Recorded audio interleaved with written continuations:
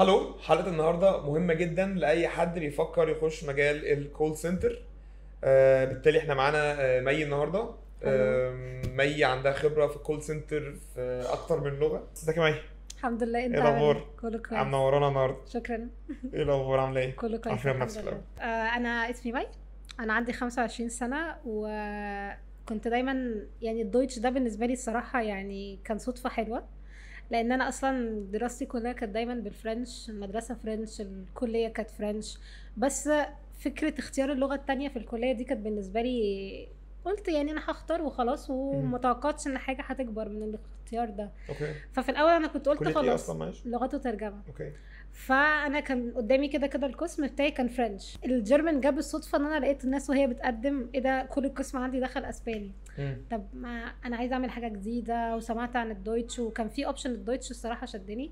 حسيته كلغه مختلفه عن الفرنش، وهو ده اوكي. اللي خلاني اختاره. اوكي. يعني هما مش شبه بعض خالص، ده بريتي كده حاجه صغيره، والدويتش قوي كده. فقلت مم. لا انا حابه الديفرنس ده، فانا هدخل دويتش. دخلت دويتش وكليه هنقول النيفو مثلا يعني 1 2 كده، مش اكتر من كده يعني يعني. خلصتي الكلية في نيفو بالنيفو ارتس ده يعني مثلا فبعد كده الصراحه خلصت الكليه وما كملتش دويتش، مش هكدب عليك يعني مم. ما رجعتش تاني ان انا اشتغل على الدويتش. وكان بالنسبه لي اللي هو انا عندي باك جراوند، بس ما اشتغلتش قوي عليه. هرجع له في يوم من الأيام. هرجع له في يوم من الايام ان شاء بالظبط. الله. اتخرجت وقررت على طول ان انا ابدا ماسترز. مم. انا لغات وترجمه، فبحب اللينجويستكس بقى واللغويات والحاجات دي والترجمه، وكله بالفرنش. مم. بس الصدفه ان انا عايزه ارجع اتعلم جيرمن. طب انا اعمل ايه؟ انا شايفه ان انا بالنسبه لي برضو كالترجمه وكده، انا بحب اللغات جدا، بعشق حاجه اسمها لغات. يعني انا بس بالنسبه لي انا عايزه اخلص دويتش، ممكن ادخل على لغه تانية عادي جدا. كوري ممكن. فانا قلت لا خلاص انا هرجع جيرمن. صادف بقى ان في واحده صاحبتي كمان في نفس الوقت اللي انا عايزه ابدا فيه جيرمان، هي اوت اوف نو وير ظهرت. انا اختي بتاخد كورس جيرمان مع هير شاطر جدا اهو. فقالت لي لا بصي احنا قررنا ومش عارفه ايه نبدا. قلت لها طب استني، لا انا متوتره قوي ومش عارفه ايه ومش عايزه ابدا دلوقتي. قالت لي بصي تعالي ناخد الخطوه. الصراحه انا اتشجعت جدا وقلت لا يعني لو ما بداتش دلوقتي مش هبدا تاني، انا عارفه مم. نفسي. فجينا مع هير اسلام. اخدنا معاه ادزواي وبي اينس، وحاليا بدأنا بيتزفاي. فترة تحضير الامتحان دي كانت فاكر. يعني ستريس. يعني احنا كنا لغايه بجد 12 بالليل. والله وكمان احنا دخلنا الامتحان قبل ميعاد البي اينس ما يخلص، انا فاكرة يعني كويس احنا اصلا يعني. دخلوا امتحان. الموضوع كان تحدي جامد، يعني ان انت تخشي. حصل. احنا لسه ما خلصناش اصلا نص البيتس باي بي اين سوري، وداخله امتحان بي اينز جوت. كان تحدي كبير يعني، فاهم ان انا هي لسه اصلا ما خلصتش نيفو. لسه في حاجات كتيره ما خدناهاش، لسه في بالظبط. جامعات كتير كتيره ما خدناهاش. كان توتر هو بس كان يعني بس احنا تعبنا وربنا ادانا على قد الحمد تعبنا. لله. موضوع الكول سنتر بقى، قال لي بقى. انت خلصتي كليه خلص كلية. واشتغلتي كول سنتر امتى؟ يعني احكي لي بقالي موضوع. تمام. انا اتخرجت وجنب الماسترز قلت ان انا حابة اعمل بقى حاجة امارس بيها اللغة. اشتغلتي فين؟ في ماجرال، اوكي. في شركة هي دلوقتي بقى اسمها تيلي بيرفورمانس. مهم. في اكونت ليه علاقة بقى بالتكنيكال سبورت وكل الكلام ده. اوكي. فكل ده كان بالفرنش. يعني هو كمجال بجد هو مش طالب منك غير لغة. مم. هو انا معايا كان في نفس الاكونت ممكن انا قاعدة جنبي خريج طب، خريج صيدلة، خريج هندسة. هو مجال واسع جدا، مش لازم منك ولا طالب منك غير ان انت يكون عندك لغة. مهم. عشان انت بالاخر بيبقى عندك تريننج. فترة التريننج دي انت بتاخد كل حاجة عن الاكونت وبتعرف عنها كل حاجة. انت كل اللي عليك انت معاك لغة، تعرف تكلم اللي قدامك وتفهم اللي قدامك. عشان فكرة ان انت تبقى مش فاهم دي بتأثر شوية على اللغة اوكي. يعني. طبعا ممكن في خضة شوية، انا عارفة في ناس تقول لك كول سنتر ده سماعة طول الوقت، وحاسس ان انا الناس جاية بتزعق لي، حاسة ان هو لا بقى انا مش هقدر استحمل الضغط. هو طبيعي يبقى في ضغط يعني، ده طبيعي، هو مش شغل سهل. بس في نفس الوقت هو حلو قوي ممارسة اللغة، وحلو ان انت بتسمع نيتيف سبيكرز سواء بقى مهم. فرنش او جيرمان. اوكي. انا اللي بيكلمني ده واحد فرنساوي، واحد جيرمان، مهم. واحد حرفيا من البلد. فانت اصلا بتبراكتس اللانجوج. تاني حاجة بلاش نحط موضوع التوتر ده، لان انت اوريدي هو اول بوش كده يعني. حرفيا انت بتاخد وقت عشان تتعود، هو مش من اول مرة انت هتبقى بيرفكت كده وبتتعامل مع الكلاينتس حلو قوي وخلاص بقى انت مفيش حاجة بتخوفك. مهم. هو لازم وقت ولازم تعود، ولازم ان انت في الاول بتبقى صعبة، بس انت حابة هتلاقي نفسك اصلا بتهندل، هو دي مصطلح بنقوله هندل الكلاينت، من غير ما حتى تكون بتحفظ. خلاص دي مهم. حاجة طالعة منك بقى في مهم. your own vocab. بقى في فوكاب معي، بقى في فوكاب حد تاني، فكل واحد بيستخدم الطريقه بتاعته. فهو بس يمكن في الاول يبقى مخيف شويه، بس انت لما تدوس فيه وتدخل هتلاقي ان الموضوع اكشلي بقى فن. انت اوكي بتحاول تحل، بتحاول تساعد. جميل.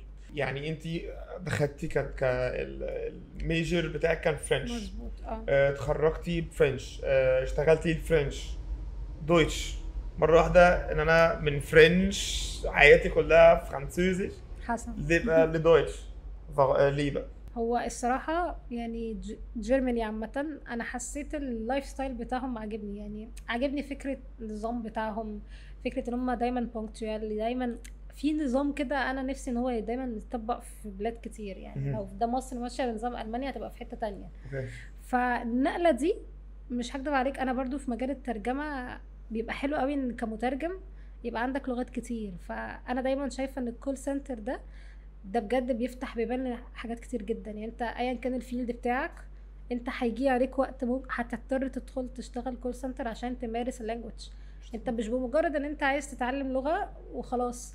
طب انت هتمارسها فين؟ طب هتتكلم مع مين؟ لازم نيتيف. يعني انت حتى لو عايز تاخد مليون الف سيرتيفيكت، انت لازم تدخل نفسك جوه اوبشن انت تتكلم مع حد نيتيف. مش كل الناس عندها اوبشن ان هي تعرف حد يعرف حد جيرمان. فهو انت عايز دايركت كونتاكت، انت هتروح كول سنتر. ومش لازم تقعد فيه تكمل فيه يور فيلد، مش لازم يكون ده اختصاصك للابد. لو عايز تكمل طبعا في الفيلد بتاعك تاني اوكي، بس هو كفيلد انت ممكن تكبر فيه عادي جدا. يعني على الاقل تحافظ على النيفو بتاع الدويتش بتاعك، او على الاقل تعمل هو اكيد هيبقى احسن. او انت أكيد. مستحيل تدخل كول سنتر بنيفو هتطلع منه بنفس النيفو، انت اكيد هتتحسن. في ناس بتقول ان كول سنتر، ان انا كان الدويتش بتاعي كان جامد جدا، اشتغلت في كول سنتر، بقيت في بخايش معين او في اريا معينه ما طلعتش منها، فلا ده بالعكس، ده خلى اللغه بتاعتي اقل مش اعلى. هو بيبقى حاجه بيرسونال اكتر ما هو شغل. يعني مثلا ممكن انا كشخص اقول خلاص بقى انا حفظت جملتين 3 بقولهم كل يوم. انا بتكلم مع ناس نيتيف ومش كل الناس يمكن مشاكلها مش زي بعض، بس خلاص بقى انا عارفه ان هي هتبقى في الاخر 4-5 حاجات مش هطلع براها. بس هي اكتر من كده. يعني انت لو كل يوم مش مثلا بتحاول تضيف للفوكابس بتاعك، سمعت حاجه من كلاينت بالنسبه لك كانت جديده ما سرشتش عليها، ما حاولتش تدخلها في الورتشاتس بتاعتك وفي الفوكابس بتاعك، انت مستحيل تتعلم. لو انت رايح بس علشان انا عايز اخد فلوس، خلينا صريحين، الناس بتبقى فاكره ان هي رايحه كول سنتر عشان اخد فلوس وخلاص. هو ماشي، هو ده حاجه من الحاجات ايا كان بقى جيرمان فرنش، ما في الاخر انت بتقبض غير الفيلدز التانية. بس انت let's say ان انت بس رايح عشان الفلوس، ما اشتغلتش على your inner self، يعني على الجيرمان بتاعك، انت مش هتستفيد. هتبقى عارف فعلا زي ما انت قلت نفس الجمله اللي بتقولها وخلاص، لكن انت لازم تسمع برضو. لما تسمع هتلاقي كلمات جديده انت مش عارفها، هتستخدمها، هتلاقي نفسك بتستخدم فوكابز اجدد. فكل ده بالعكس ده المفروض يفيدك. انت لو حطيت نفسك في الزون اللي هو لا خلاص انا هشتغل بالكام جمله وخلاص، انت مش هتتحسن. بالعكس انت لازم تدخل وتقول مثلا انا داخل وانا بي1، لا انا هدخل هشتغل وفي نفس الوقت اخد كورس بيتس فاي، احسن نفسي وابقى بيتس فاي. ماذا بعد كده؟ يعني لازم يكون عندك بلان، لازم اللي بعد كده في جاي. يعني مش خلاص انا اخدت بي1 بقى حلو قوي انا هشتغل بيه واقعد. انت كده اعرف ان انت قفلت على نفسك خلاص. بالنسبه بقى للفلوس زي ما بتقول الفلوس، الناس بتقول 25 30 هو حاجات اوفر يعني كده، الكلام ده بجد ولا؟ هو الجيرمان في اسكندريه غير القاهره، بس الجيرمان انا بيوصل ل 20 ويمكن 23 نتو ولا بخطه؟ لا نتو. فلا على حسب الكومباني كمان يعني. طبعا بعيدا عن حاجه اسمها كي بي ايز للناس اللي في الكول سنتر تبقى فاهمين، بيبقى زي بونس على شغلك. طب ما تفهمينا. الكي بي ايز ده حاجه البرفورمانس بيزد عليها. يعني ليتس سي انت عندك النتو اللي هو اللي بتاخده عادي، انت بتشتغل عادي جدا وبتاخده. الكي بي ايز ده بقى اللي هو البرفورمانس بتاعك، جبت التارجت ماتريكس معينه، ان الكول سنتر ده بيتقسم على ماتريك. جبت التارجت في مثلا اللاف سكور مثلا، او جبت في اليس والنو اللي بتجيلك على حسب طبعا الاكونت، لان كل اكونت ليه ماتريكس مختلفه، سواء بقى انت ترافلينج اكونت، تكنيكال سبورت، بيختلف طبعا الفيلدز يعني. بس في الاخر في ماتريكس انت لازم تجيبها. جبتها طبعا كلها تاخد 100% كي بي ايز، ما جبتهاش كلها بتاخد في الاخر برسنتج الكي بي ايز ده زائد النتو بتاعك، ان انت اصلا بتاخده لو انت جبت 0 كي بي ايز بتاخده. طيب ايه هي المجالات الموجوده في الكول سنتر؟ يعني في ناس بتقول لك مجال التكنيكال سبورت، مجال ايه؟ فايه المجالات في يعني؟ مجالات كتير. في تكنيكال سبورت اللي هو مثلا let's say حد اشترى اي حاجه وبيبقى عنده مشكله انه مثلا يوصل موبايله بالواي فاي، مثلا موبايل اشتراه من عندك بالواي فاي، let's say تلفزيون، بي سي، لابتوب، اي حاجه ليها علاقه بالتكنيك. تتدربوا بقى على الحاجات دي احنا كلها؟ بناخد بقى في التريننج ترابل شوتنج، بتبقى ازاي ممكن تساعده بالترابل شوتنج. بتفتح بقى، انت عندك يوتيوب، عندك جوجل، انت ملك، انت قدامك كل الريسورسز اللي انت عايزها وبتقدر تساعده. اوكي. في برضه الترافلينج فيلد، انت عندك حجوزات اوتيلز، مش محتاج تبقى سياحه وفنادق عشان تشتغل. كل اللي عايزينه ان انت يبقى عندك لانجوج. جوه التريننج بقى انت بتعرف الاكونت اكتر، بتعرف بقى ازاي تحجز، ازاي تلغي لحد. في اكونتس بيبقى فيها طيران برضو، ممكن تقدر تحجز لحد الطيران، تلغي طيران، كل الكلام ده تجيبوا سعر كويس. بالظبط. ده برضو الترافلينج. عندك السيلز دلوقتي بيفتح اكونتس في اسكندريه ليها علاقه بالسيلز. انت ممكن بقى بتبقى بزنس تو بزنس لاين، يعني انت مثلا مش بتمسك كلاينت، انت بتمسك بزنس، اوكي. والبزنس ده بيريبورت لبزنس تاني.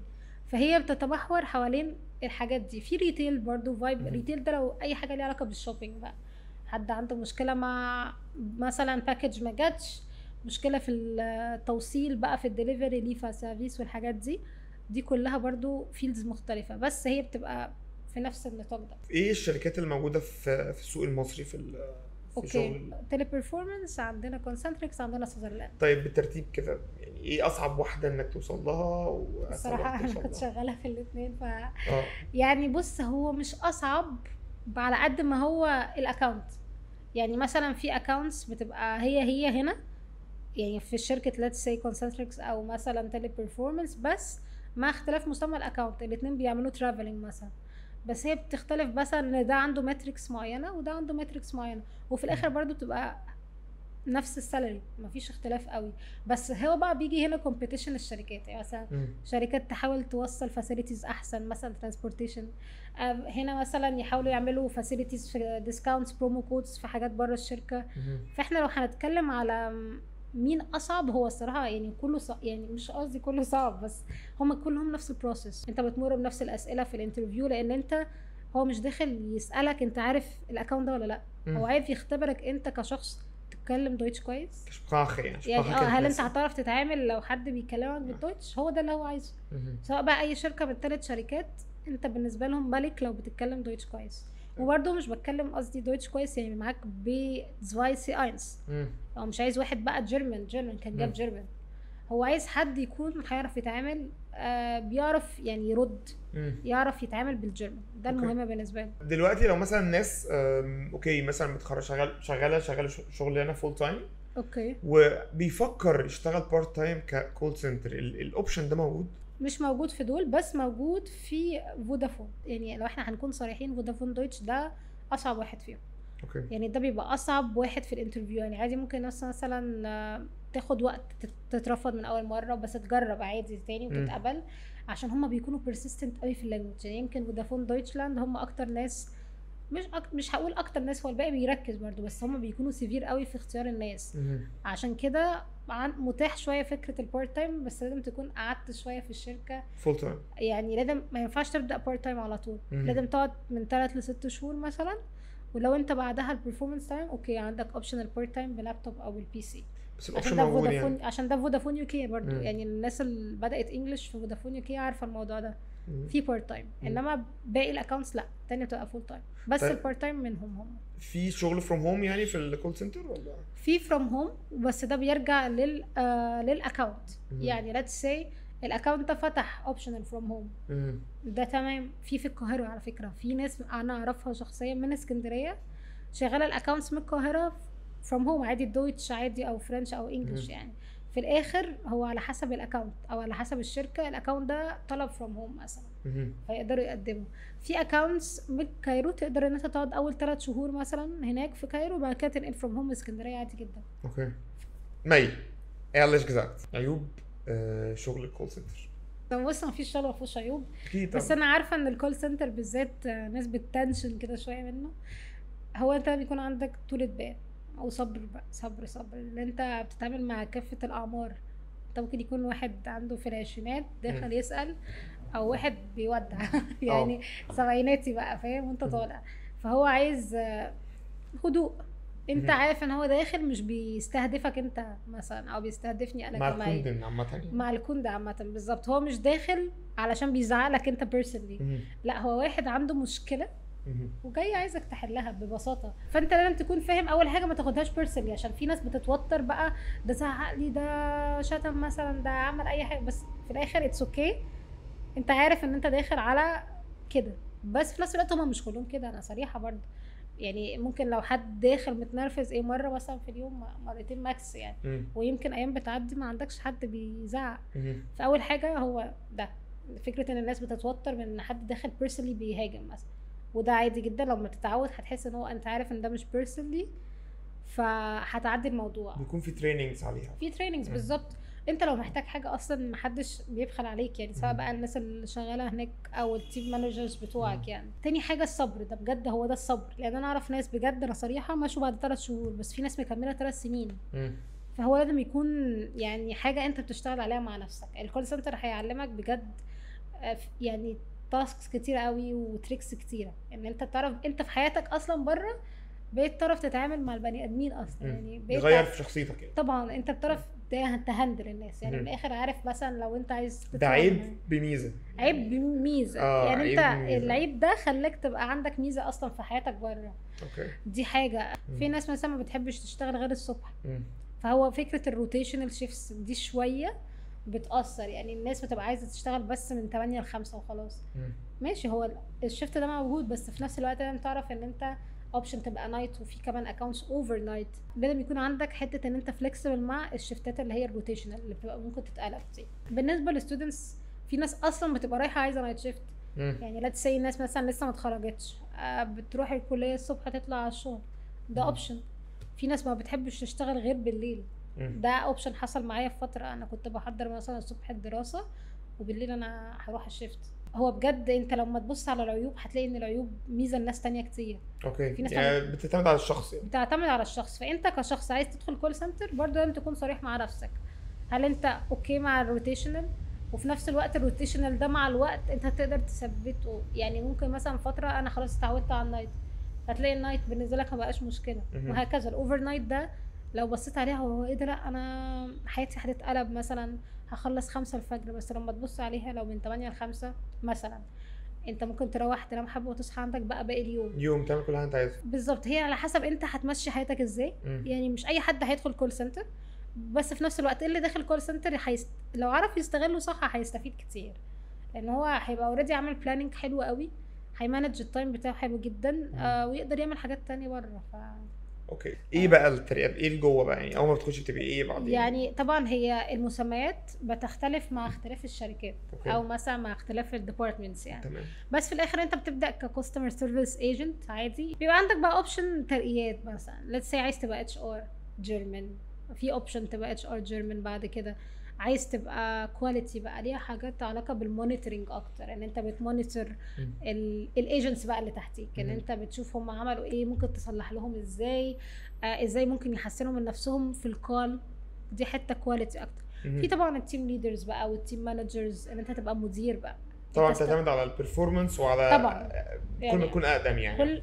اقدم والله مش بالاقدم يعني. ممكن يكون واحد او انت كده تكون عديت ال6 شهور مثلا في الشركه، بعد ال6 شهور بيشوفوا بقى البرفورمانس بتاعك، هل انت عملت حلو في الانترفيو ولا لا. انت في طبعا بتعدي انترفيوهات تانية بقى عشان البروموشن دي، بتاخدها ستيب باي ستيب. طبعا بقى يعني هو ده مجال كبير قوي يعني. لو احنا هنتكلم، انت ممكن تبدا من ايجنت بعد سنين تبقى اكاونت مانجر مثلا. بس طبعا ده خلاص بقى اخد الكول سنتر فيلد، والصراحه هو فيلد حلو جدا ومتنوع جدا.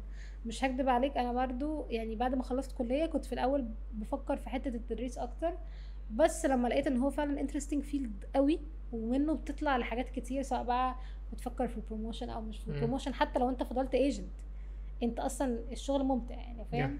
بس ده بالنسبه لي يعني. بس انا شايفه ان اي حد هيدخل كول سنتر لازم ياخد التجربه دي مره في حياته اتليست يعني، هتعلمه حاجات كتير يعني. اوكي، دلوقتي بالنسبه لاي حد عايز يقدم على شغل كول سنتر يعني، هل كورسات اللي هي ترين تو هاير بتفرق معاه، ولا هو ممكن يحضر انها مع نفسه، ممكن يشوف فيديوز على اليوتيوب؟ اي حد دلوقتي عايز يخش على الكول سنتر يعمل ايه؟ هي تعتمد في الاخر على الشخص. لو واحد عايز يروح كورس علشان مثلا يبقى فيه هير او فخو، هيساعدوه ان هو يظبط نفسه، يستراكشر الجمل، او ممكن ريكومنديشن برضه. ريكومنديشن طبعا هيبقى تحفه جدا.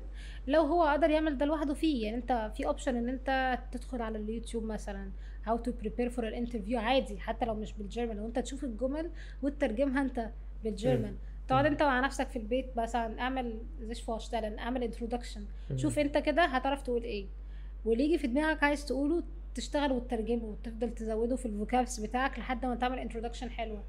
اسئله الكول سنتر كلها حرفيا عشان تتقبل بتعتمد على شخصيتك. هو عمره ما هيدخل يسالك الاكونت ده مثلا تكنيكال، احنا ازاي نوصل ده مش عارفه بكذا. ده ممكن يبقى اللي هو السؤال الطبيعي، اللي هو مثلا توصل ازاي الموبايل بالنت، بس ده اللي هو الاسئله البديهيه. لكن هو مش داخل ضامن ان انت مهندس بقى فداخل مثلا هتجاوب على اسئلته. هو عايز بس يكون واحد واثق من نفسه، زارس بيوست، واحد يكون عارف بالظبط كده، وواحد يكون حرفيا هو بس بيتكلم حلو. انت محتاج ان انت ترتب جملك، عارف انت مثلا هتقول ايه عن نفسك، ده اهم حاجه.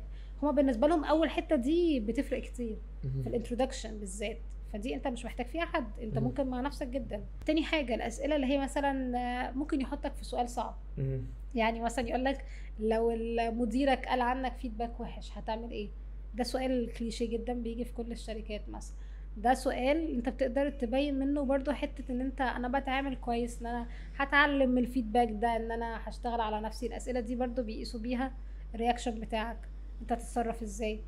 ده سؤال مهم برضو. الاسئله اللي هي زي لو ايه موقف صعب واجهته في حياتك، هو مهتم يعرف الموقف، بس عايز يشوفك انت هتتعامل ازاي وهترد ازاي بالدويتش مثلا.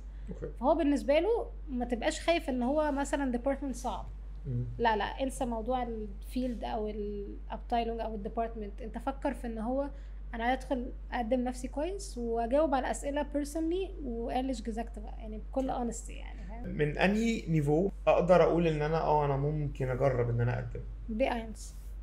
خلصت البي اينس يعني من نص او من اخر تبدا تجرب. مش معناها ان انت لو انت مثلا اترفضت هتتضايق بقى وخلاص انا كرهت الجيرمان ومش هكمل ومش هقدم تاني، لا. هو تجرب ده اللي هو ايه، مرحله حكايه ورحله بالظبط. ويمكن على فكره والله انا شفت ناس بتقدم من الازفاي بس دي بيكونوا بيشتغلوا على نفسهم قوي جنب الكورس.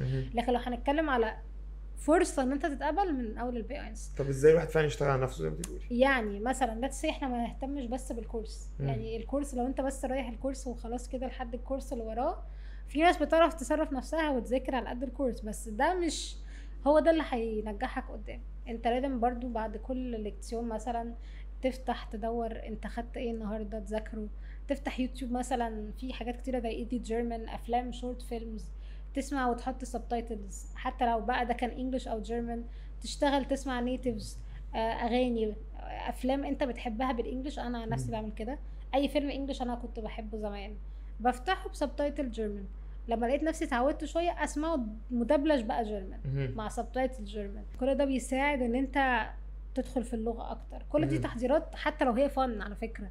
الناس تقول لك ايه ده اتفرج على فيلم يعني عشان احضر، بجد الموضوع يعني كده، هو ده التحضير بالظبط كده، بالظبط ورثت جدا.